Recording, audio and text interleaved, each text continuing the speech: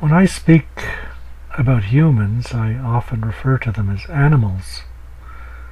Some people take offense to this, but that's what we are, aren't we? We evolved from apes, and those apes evolved from so-called lower animals. Intellectually, most of us know this, but it's not a close and personal reality to us. It's a mental plaything, not an ongoing, obvious fact of existence. If you do accept our animal nature, then let's also recall that evolution created humans by a process of accretion. Single cells stuck to other cells to become multicellular organisms, and as complexity increased, certain cells became specialized. So let's skip ahead a few million years, and we see that our mighty human brains are layered, something like archaeological strata. So it shows the path that we took to become the particular animals that we are right now. So, as you probably know, we have at the center of all this, there is the ancient reptile brain, and the higher layer is the more recent neocortex. That's the part of our brain that lets us think that we're awesome. Anyway, somewhere in all those layers and modules are the bits that we share with the apes.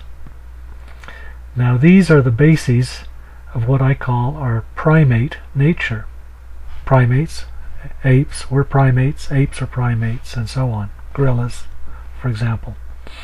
Now, inside every one of us are the vestiges of our ape forebears, or our primate forebears.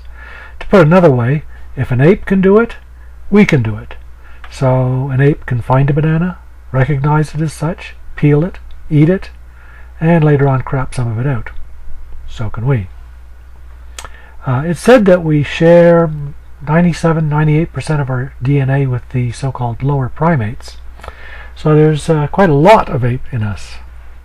And that ape that's within us doesn't have our human tendency to define itself by the memes it's absorbed, the thoughts, the beliefs that we carry around with us like baggage. Now, the ape that's inside of you, or inside of me, it doesn't know or think or believe that reality is but an illusion, or philosophical stuff like that. I mean, that may be so, but the inner ape doesn't have those kinds of thoughts. It doesn't think that we could be living in the Matrix, like in the movie, or, as the philosophical concept goes, that we might be a brain in a vat, or some highfalutin notion along those lines.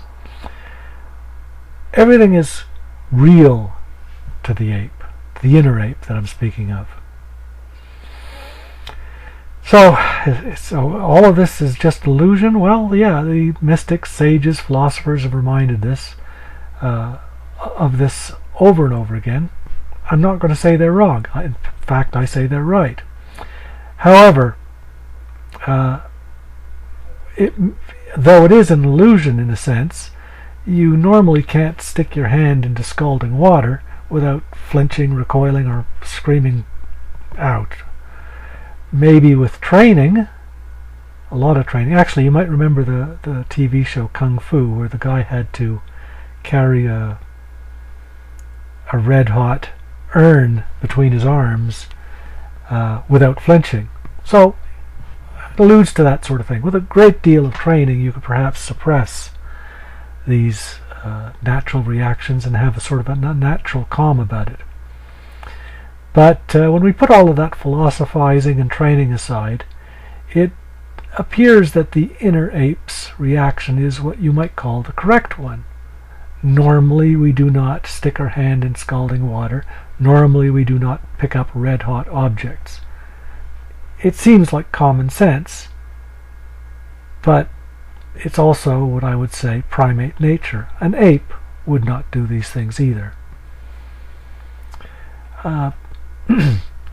And to get closer to the point I'm speaking about, the ape does not ask questions about how real all this is, nor does it care, nor does it exert any energy in finding out. Though, of course, the ape that is inside the average human is constantly called upon to expend tremendous energy due to the actions of the thinking part of its brain, which induce stress reactions with all its machinations, all that cogitation, all that thinking, all that philosophizing, thinking, worrying. I spoke about this earlier in a video called Brain Noise. And the ape, the inner ape, never evolved an innate defense against all this thought-induced stress. How could it have done so in the brief period, just a few millennia since we became civilized?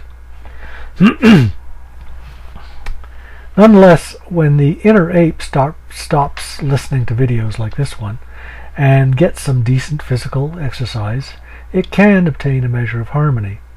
In such cases, the brain returns a large portion of its attention back to the ancient ape, the ancient part, this primate nature I'm speaking of.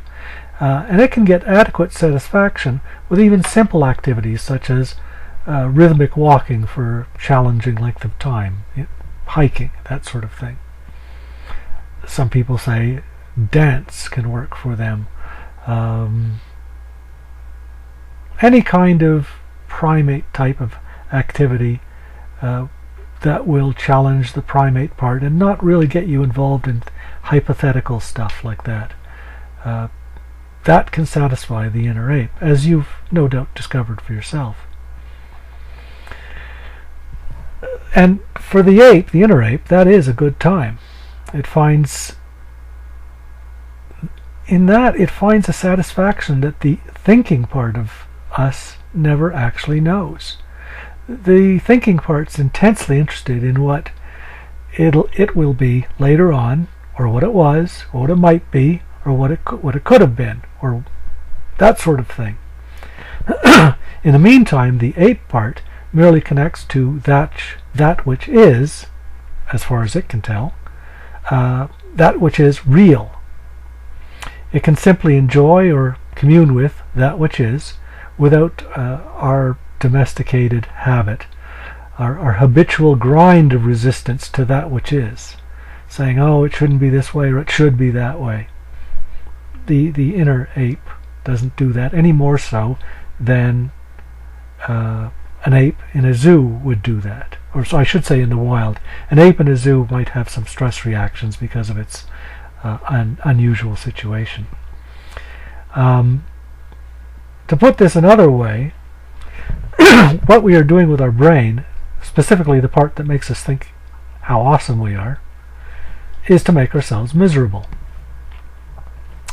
So the thinking part of our brain, the non-primate, the part that isn't covered by what I'm calling primate nature, it really can't see what the ape part sees. It knows about things, but it's never fully present to anything except its mental models. The ape part, or primate nature, is exactly when and where it is, to the extent that it doesn't even have a when or where. It just simply is when and where it is. It doesn't raise questions about when or where it is. Now, even though we have this inner ape, thoughts may arise about what may be, but these are occurring in the thinking part of us. Primate nature in us, as in the ape, remains with what is. Or if you want to be philosophical, you can say with what apparently is. To the primate nature, the inner ape, what apparently is what really is.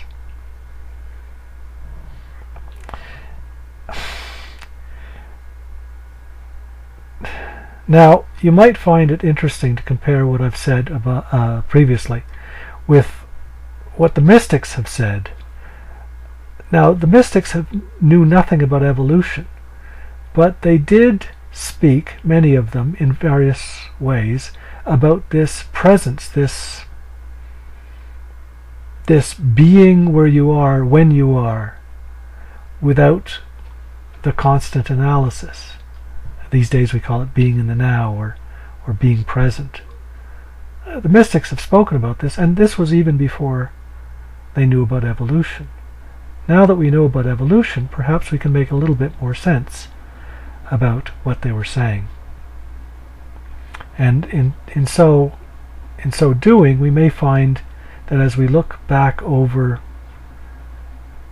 a lot of the philosophy of the past, a lot of the words of wisdom of the great sages, we could find that it's all the same message, but in different guises.